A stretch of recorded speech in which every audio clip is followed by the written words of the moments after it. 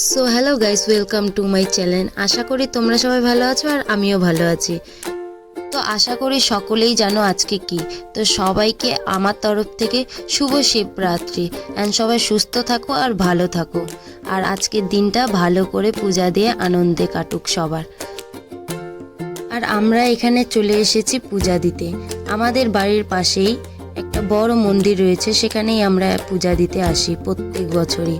তো সেখানেই এসেছি।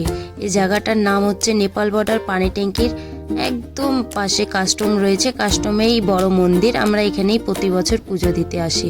তো এবছরও পুজো দিতে আমরা চলে এসেছি।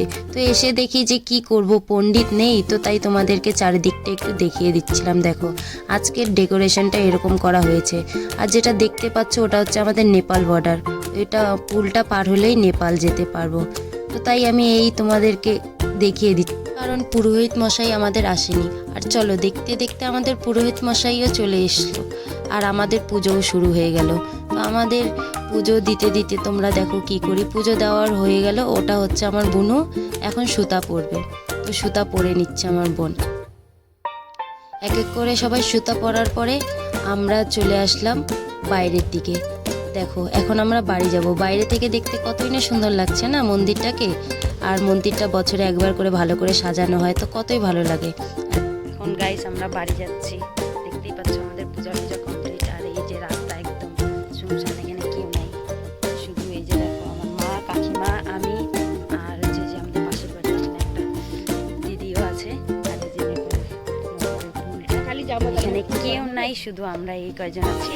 এখন আমাদের পূজা টুজা দেওয়া কমপ্লিট। এখন আমরা বাড়ি গিয়ে দেখি আজকে খাওয়া দাওয়া করি না কালকের জন্য উপাস থাকে। তো দেখি।